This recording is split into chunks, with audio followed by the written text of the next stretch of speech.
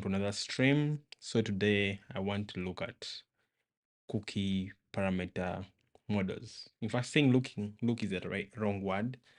The correct word should be to learn. I want to learn about cookie parameter models, and then after that, I'll go ahead to learn about header parameter models. So yeah, let me get started with this. If you're watching this for the first time, just know the goal is for me to build a complete backend for my dream project using FastAPI. So FastAPI will be the tool I use to create my backend. Okay. So they say if you have a group of cookies that are related, you can create a Pydantic model to declare them, just like they told us when working with queries. So the same thing that applies to queries, to path parameters, to request body parameters, the same applies to query parameters. Because imagine if you had cookies which are related and then you have a long list of function parameters, that would make your code a little bit ugly. But having a Pydantic model makes them really cool. So they're saying, not actually cool, but makes it look nice, okay? Compact in one place, which is still cool. So they're saying this would allow you to reuse the model in multiple places and declare validations and metadata for all the parameters at once. This is supported since FastAPI version 0.115.0. And they have a cool emoji. I guess this is the emoji for cool or something. Then, yeah, but let me just read the statement again. They're saying this would allow you to reuse the model in multiple places and also declare validations and metadata for all the parameters at once. There's this tendency to read things subconsciously. I've realized it a lot. That is why I went back to read that. Okay. But yeah, this is good to know, because you might have one route or endpoint that is responsible for updating, another one is responsible for maybe deleting, another one is responsible for probably editing, but all work or need the same Pydantic model. So you end up reusing it rather than having to repeat that code again and again.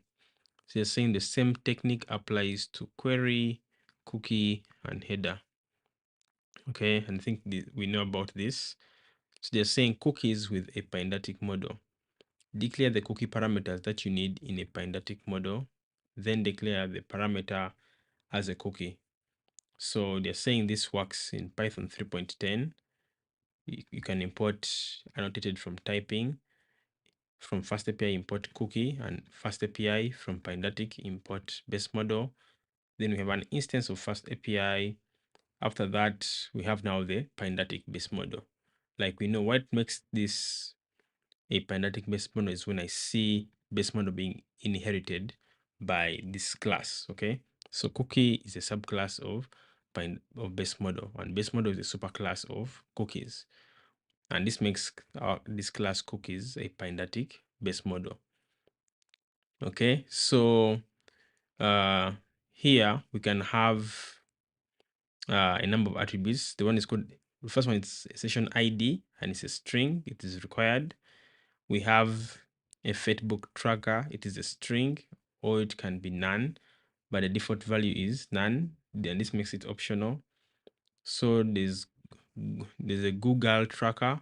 I hope I'm not pronouncing them wrong. It can be a string or nothing, and the default value is none, meaning it's optional. So Facebook tracker and Google tracker are optional attributes, but session ID is a mandatory attribute. Then after that, they have app.get items. This makes the path operation function. Then I have async def read underscore items. Okay. So it takes in cookies. Okay. Then annotated. Okay. Cookies, cookie. So the annotation is cookies, which is this class. Okay. And then cookie is this up here. Okay. So cookies with the S, cookie is the function which returns the special class. This is what they're trying to say. And of course, now the return cookies. So if I come and open up here, I can see that these are other variations, okay? People working with other versions of Python, which don't comply with Python 3.10 and above. So I can close this and move on, okay? So yeah, I think this is pretty self-explanatory, okay? And of course, later on, they should show us how to set cookies in FastAPI. So I'll go on to check this and say, it says FastAPI will extract the data for each field from the cookies received in the request and give you the Pydantic model you defined. And this applies, okay? This statement is true for headers, like we know it is true for query parameters, it is true for path parameters, it is true for the request body. Okay, so yeah, that is it. So they're saying check the docs. They can say you can define cookies. You can see the defined cookies in the docs, in the UI docs at this endpoint. So I can copy this, paste it in this file I've been working in. Okay, basically the same code. And by the way, what makes this a cookie is this. Okay, without this would be a request body parameter. But let me run this quickly. Okay, so I can go to this endpoint. Well, what's this? So I can go to slash docs. And now, yeah, say get, and it's items, we have parameters, session ID, a string, it's a cookie, and it's required. Okay, we have a Facebook tracker is a cookie, optional. Okay, the same for this. Okay, yeah, this is pretty good. Can maybe reduce it a little bit. Okay, so that we can see a lot, but it stays readable. So I want to go on to learn something else by reading through this. Where are we? Yeah, we're down here and we're done with this. So there's some info here. They're saying have in mind that as browser handle cookies in special ways and behind the scenes, they don't easily allow JavaScript to touch them.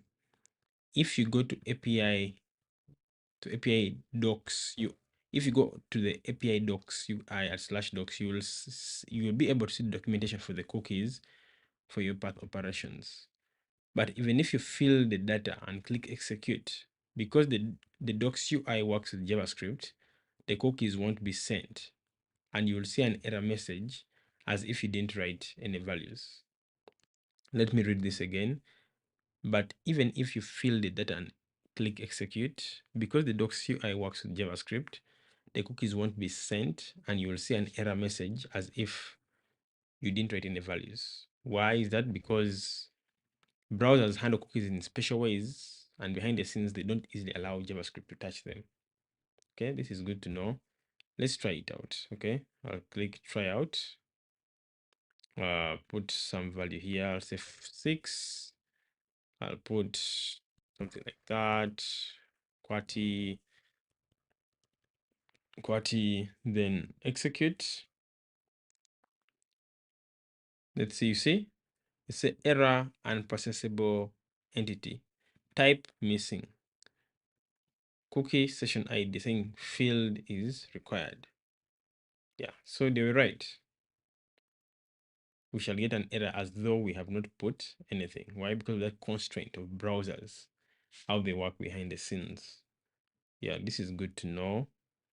So they're saying forbid extra cookies. So they're saying in some special cases, probably not very common, you might want to restrict the cookies that you want to receive. Your API now has the power to control its own cookie content. Okay, which is good. So you're saying you can use Pydantic's model configuration to forbid any extra fields. Yeah, and I think we have known about this.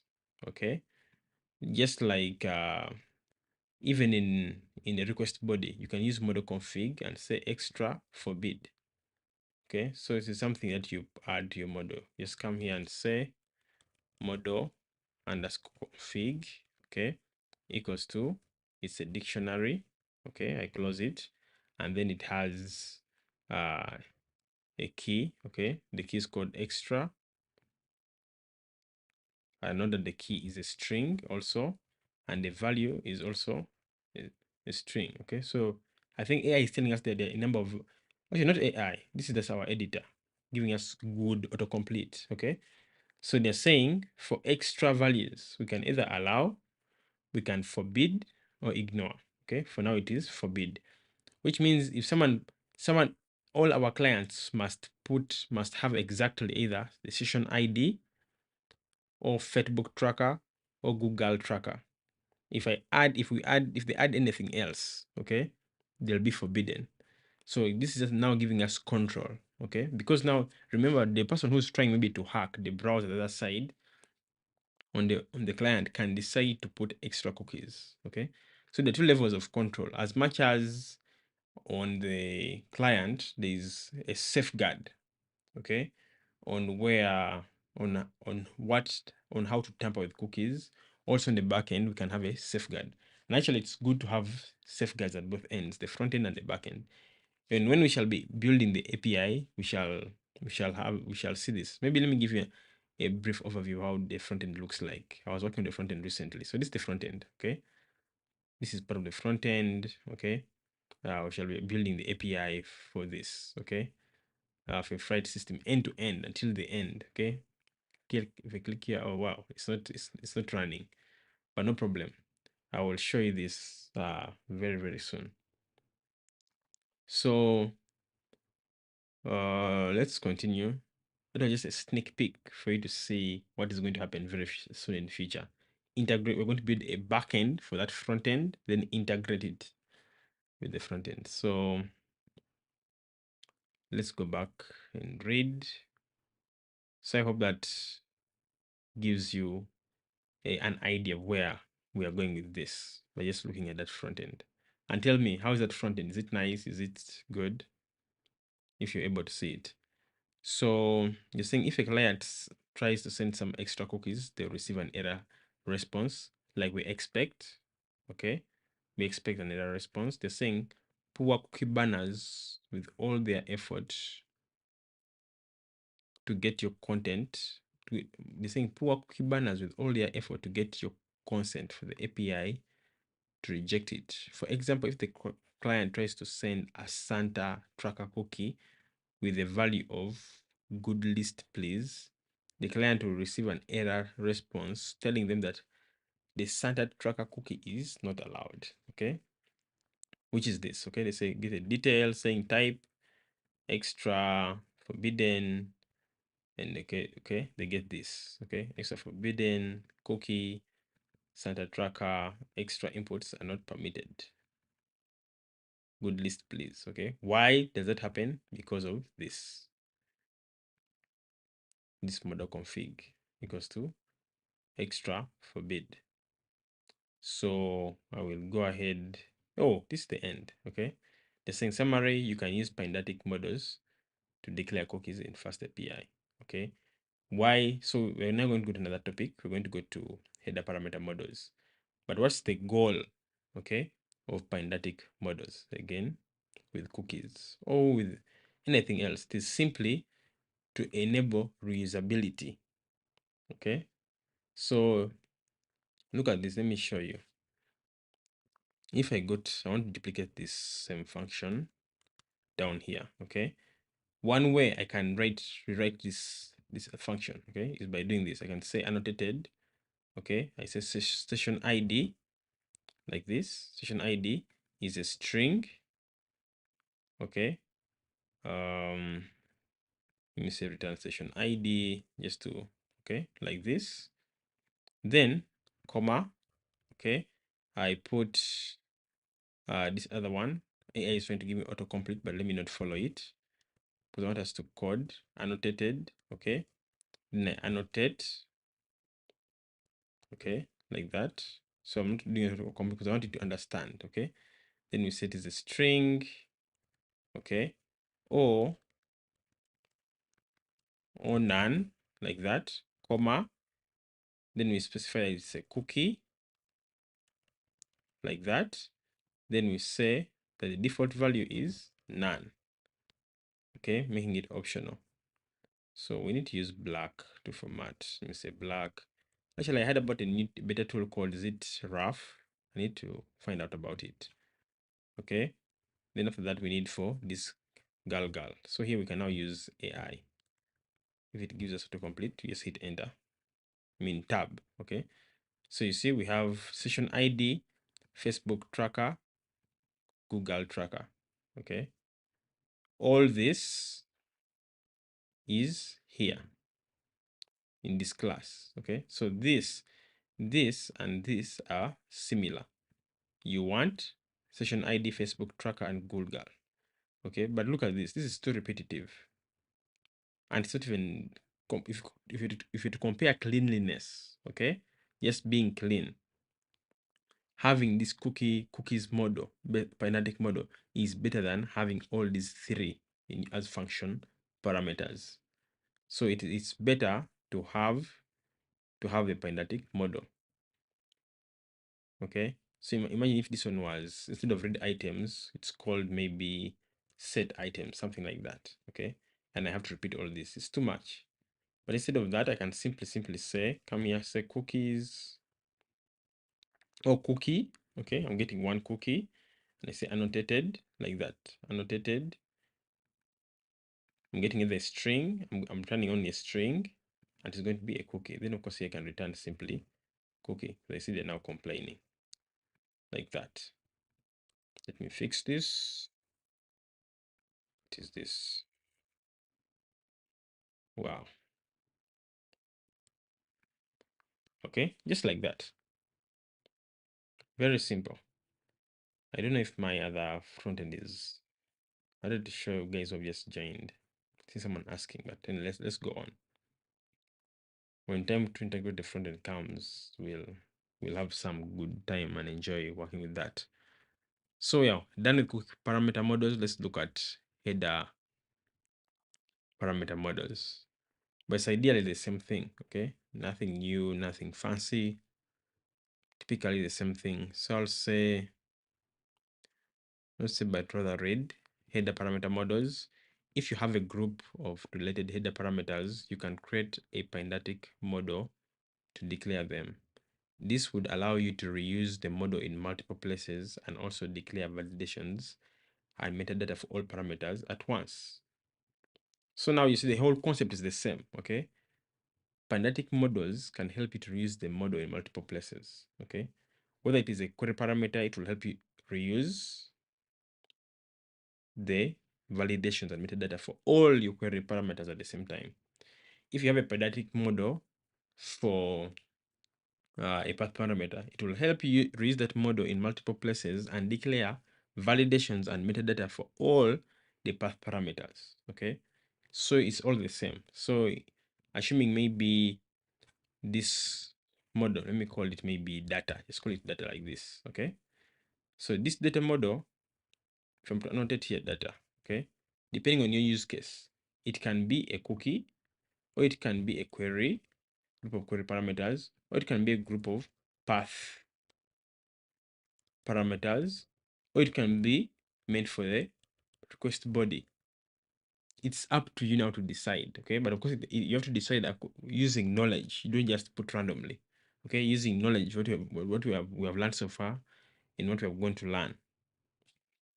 Yeah, so I'm liking this. Right, this now makes clear sense to me. I hope it really does for you, because yeah, I'm really enjoying learning this live. So you're saying this is supported since FastAPI version 0.115.0. They're saying header parameters with the Pydantic model. They're saying declare the header parameters that you need in a Pydantic model. Then declare the parameter as a header. So one thing that has actually just come to my mind is that in this documentation, they first of all teaching me to deal with one thing, like one header. Then after that, they teach you how to deal with a group of related headers. The same thing for queries. Deal with one query then deal with a group of queries. If you go back here, you see, we have path parameters, queries, request bodies, validations of both, okay? Then you see, the first one is query parameters, that is for one, like individual query parameters, then query parameter models for a group, okay?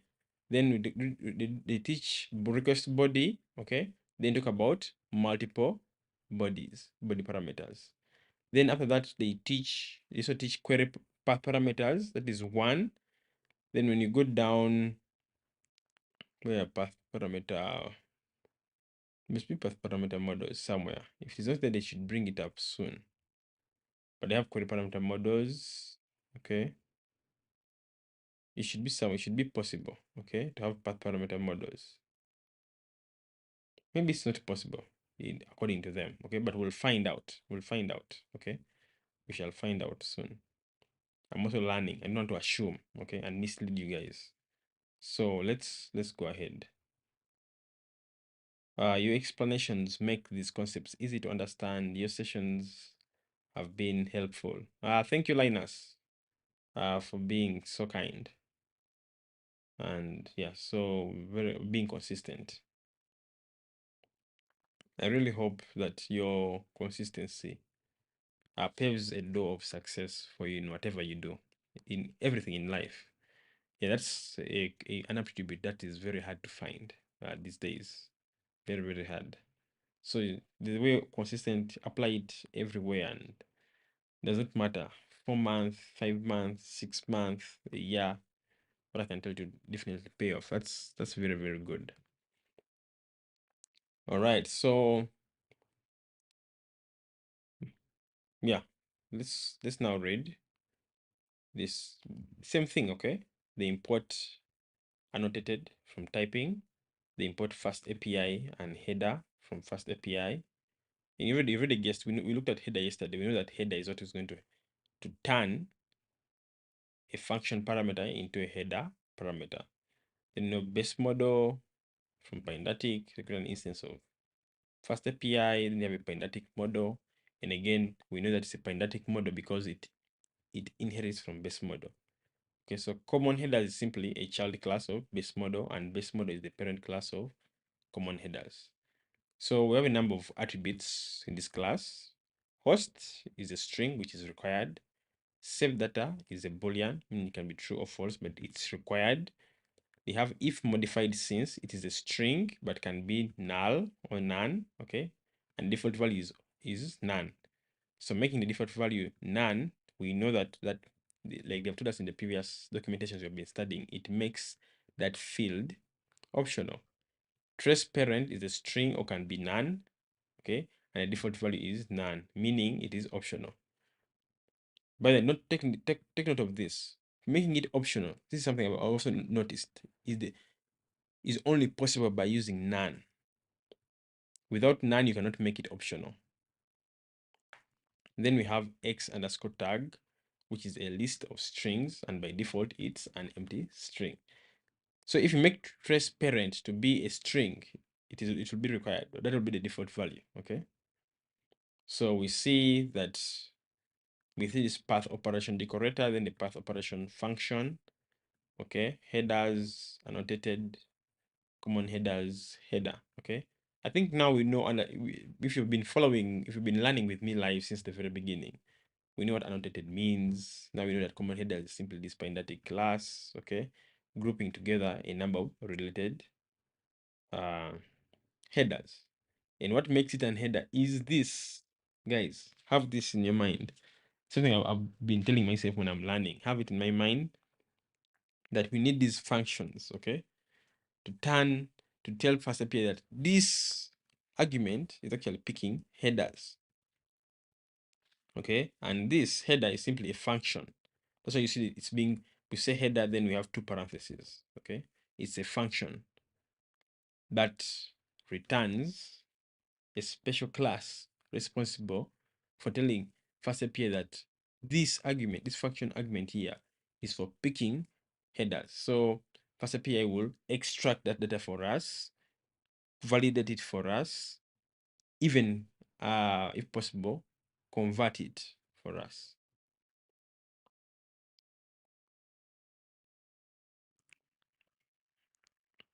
All right. So yeah, other versions and variants depending on the Python version you're working, 3.9, 3.8.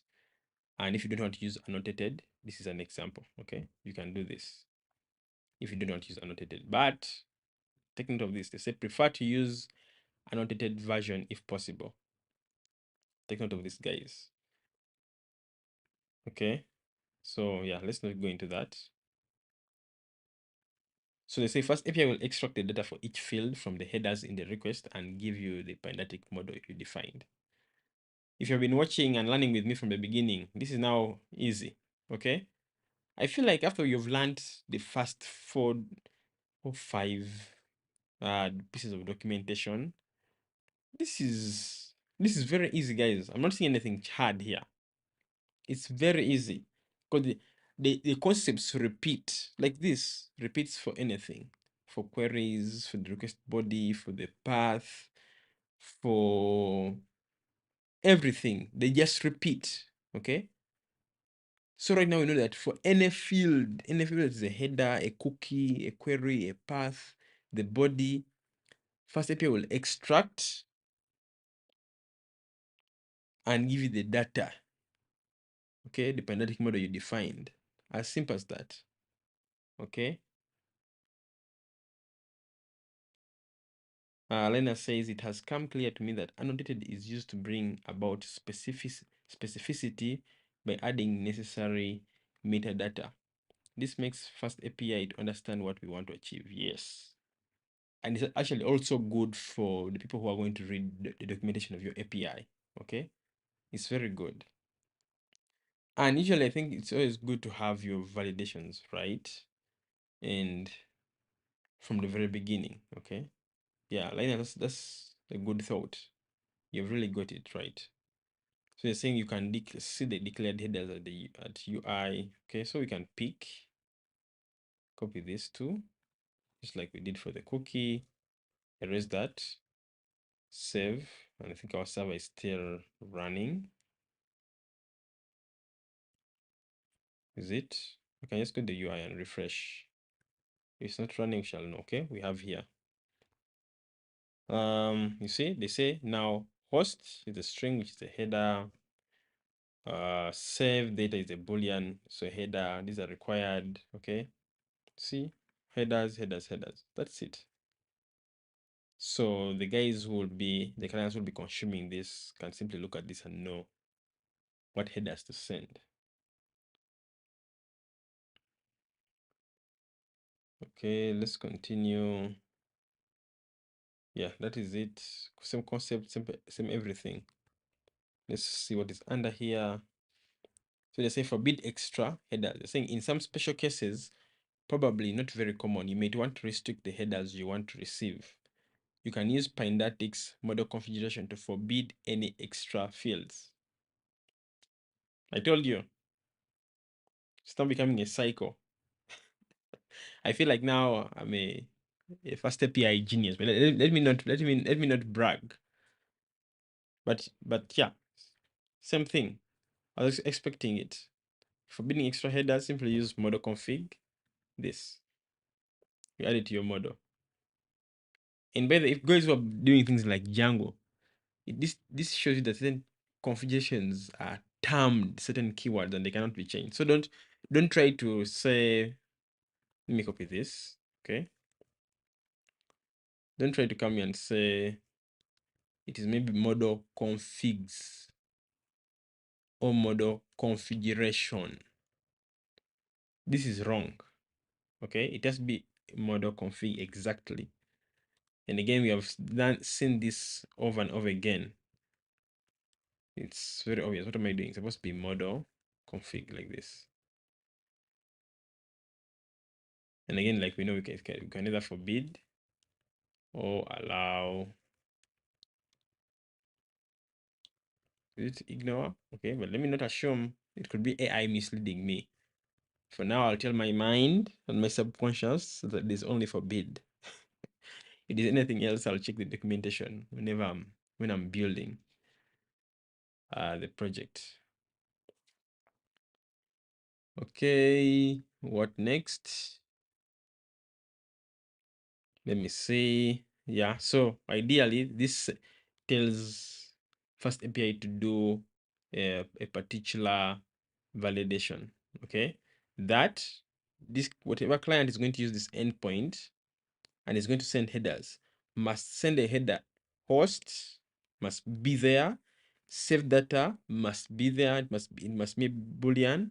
Okay, host must be there and it's required must be a string. Save data must be there. It must be a boolean, meaning either true or false. This is optional. Okay, this one is optional. This one by default is an empty string, but you can only give us host, save data, if modified instance, trace parent, x tag, nothing else. Okay, if someone goes ahead to add something in their headers, maybe like, I don't know, maybe person ID, okay, and they send, it will what, be rejected. And I think they mention it down here. So they're saying if a client tries to send some extra headers, excuse me, they will receive an error response.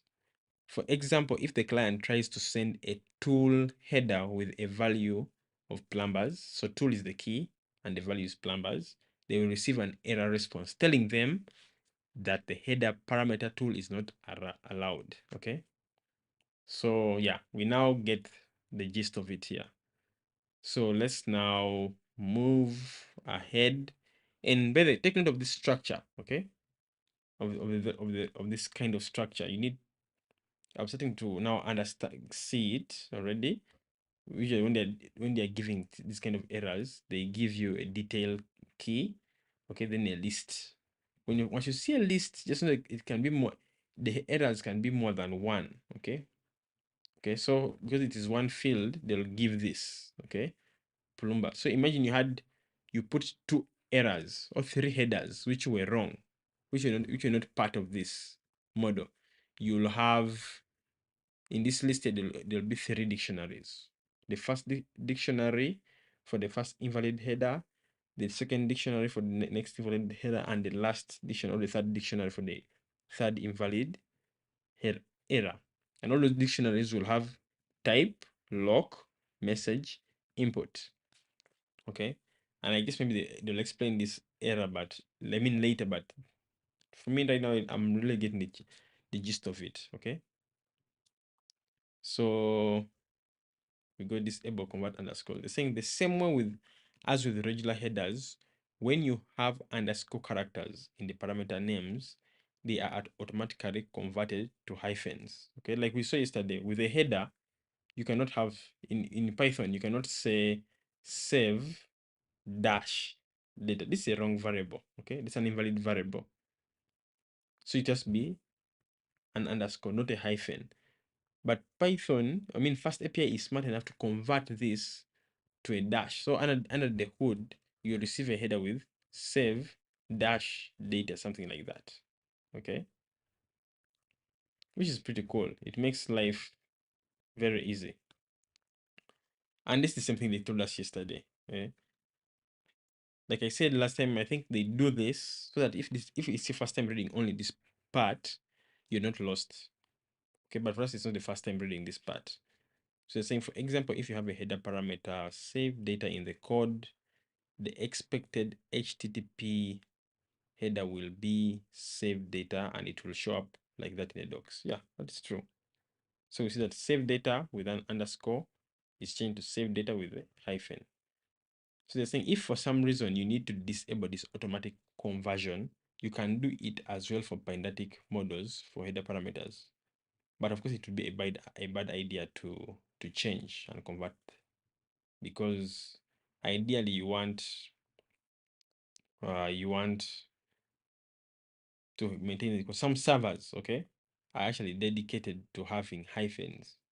So if you send a header without a hyphen, it will be invalid. So I think using hyphens is the safe bit, like they told us yesterday. So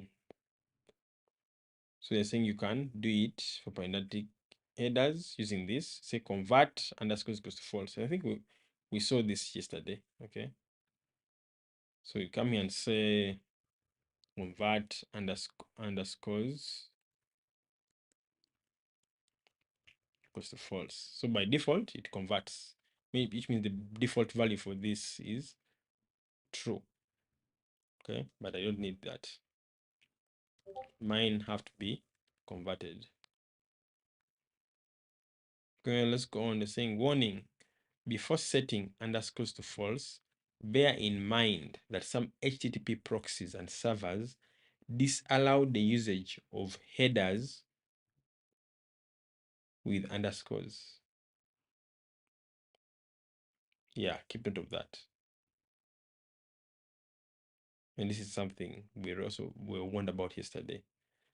So they're saying summary, you can use Pydantic models to declare headers in FastAPI. Yeah, with that cool emoji. And I agree, it's pretty cool. It saves you a lot of pain.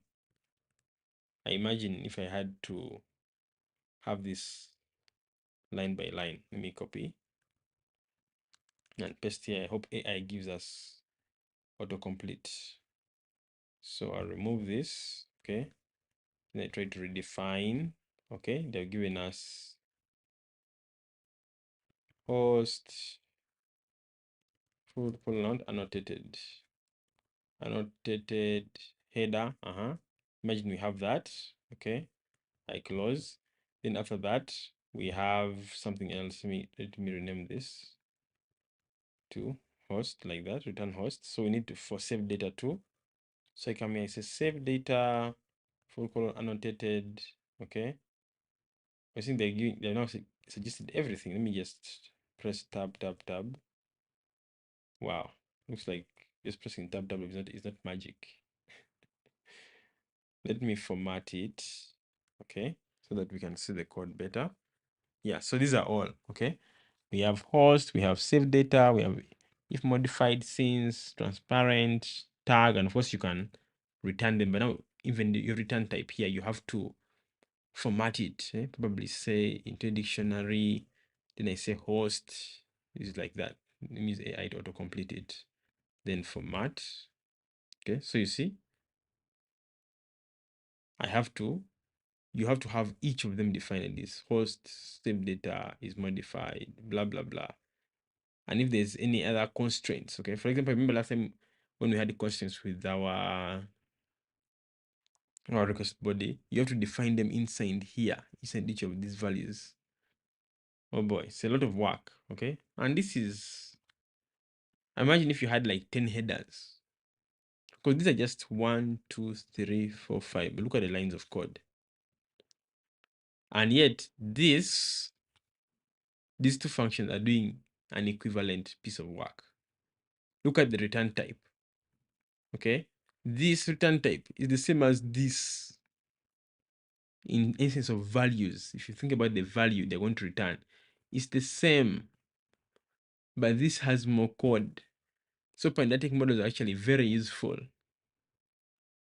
Saving us, I don't know how many lines of code. 1, 2, 3, 4, 5, 6, 7, 8, 9.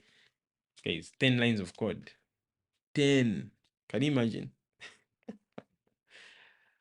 Crazy.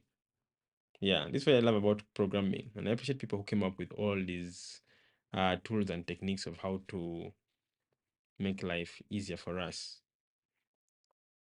I really appreciate them. So yeah, that is it. Yeah, so step by step, I'm moving. We are moving. So next, I think tomorrow we can now, yeah, go on to another topic. I'm not sure if maybe this, let me see the time, go into something else. And before it will be here, before you know it, this is the 14th stream. Can you imagine? 14 streams, guys. 14. So if I do more 14, I'll be fast. So let me just count. Assuming I was studying one at a time. 1, 2, 3, 4, 5, 6, 7, 8, 9, 10, 11, 12, 13, 14. Okay, then another 14. 1, 2, 3, 4, 5, 6, 7, 8. Okay, of course, some are short. Some might be combining. Like today, we looked at cookie parameter models and header parameter models. They are really short. Let us look at response model, body type. Okay, this is a little bit long. Okay, so I think we can look at this tomorrow. if I check extra models, make this bigger. Okay, this also looks a little bit, there's some content. Okay, this could be one session or whatever, or combine. But if you go to the cookie parameters, if I open this, wait, this is what we've been doing. I mean, response status code. Okay, then form data. Let me see if you look at form data. This is short. So form data, when you're studying form data, I can combine it with the next one, form models. Okay, these are close. Okay, can combine it with that to shorten the number of streams. If I see request files, okay, this one can be one because you don't want to again overstudy and you focus on, one thing I've discovered, when you're studying anything, you can actually forget about studying, and your aim becomes chasing to finish. Okay, the goal should not be to finish a course or to finish documentation. The goal should be to study. Then we shall go to handling errors. Pretty wow, I can't wait. I can't wait for this part. I'll tell you why I love this part. Handling errors. And then some other part I want is here. Security. This course and this databases. This is where I would think I'll be really excited. SQL databases, then debugging. Yeah, usually that's what, if you can debug very well, it's happy days. You won't even suffer. Also, background tasks. I've seen how to do background tasks recently. It's becoming a real thing in web development. Actually, a lot of applications these days have many background tasks. I would want to learn about this. Then also static files. Okay, and maybe we can build a simple tool, maybe like a blog. Okay, live using FastAPI once we do static files. Because static files, I'm thinking you're talking about things like CSS files, HTML files, maybe JavaScript files. All right, let me not talk, but yeah, tomorrow let's go on with where I think would be here at response model. Okay, yeah, now return types. Okay, we shall look at return types tomorrow. So if I go back to this, yeah, this is what we shall look later. I think, no, we looked at it today.